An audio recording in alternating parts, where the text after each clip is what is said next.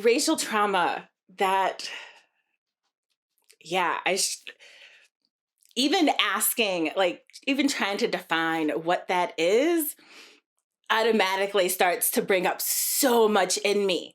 Um, because, right, I am a woman of color. I am Black, African American, right? Like, however you want to label that. And racial trauma is the reality that when I walk through the door, there is already a narrative that's put on top of me. And it is not one that is uplifting, empowering. It is one that is meant to diminish me, to minimize me, and to take away my humanity. Racial trauma is navigating a world that is built on the system of whiteness, where white, middle class, educated, able bodied, heterosexual male individuals are meant to be empowered and thrived, and everyone else is meant to serve their needs, serve the needs of the system to help feed and reinforce that power. That's what racial trauma is for me. Intergenerational trauma and racial trauma are so interconnected because this trauma didn't start with me. It didn't start with my lived experience.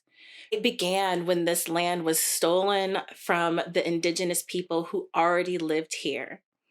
It began when the system of whiteness was put in place on this land. And so that meant that it started generations before me. And with each generation, right, that wound, indigenous people call it a soul wound. This is a wound, this is a harm that occurs and then continues to have generational impact down the line.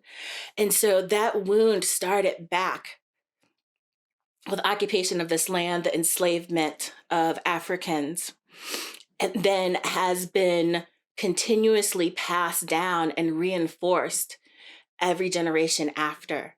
And our task right now is to start doing the work of healing that is needed so we can stop this generational legacy from continuing forward.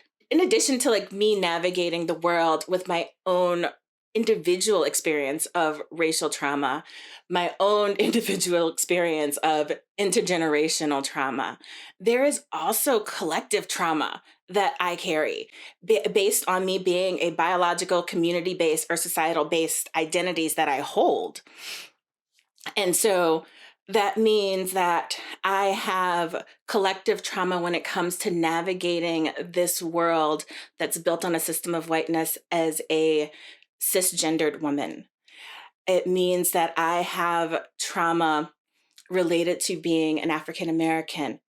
It means I have trauma based on being a queer identifying individual, right? So that collective trauma is also in there because each of those identity also have a trauma narrative that I have personally experienced, but also have seen other individuals who look like me also experience. And that reinforces the message that this world isn't safe for me. This world wasn't made for me. And sometimes it feels like this world is out to get me. As the Director of Justice, Equity, Diversity, and Inclusion, as someone who has been in the healthcare field for the last 20 something years and 19 as a nurse, my commitment, my deep root is healing. I am all about how do we heal? How do we heal the soul wound that exists that was started with the occupation of this land? How do we heal the generational trauma that impacts all of our communities, regardless of your racialized body? I'm all about how do we heal? How do we heal? Because if we don't do the work of healing, then we're literally just going to continue to, unfortunately, gift this legacy of trauma and harm to every generation after us.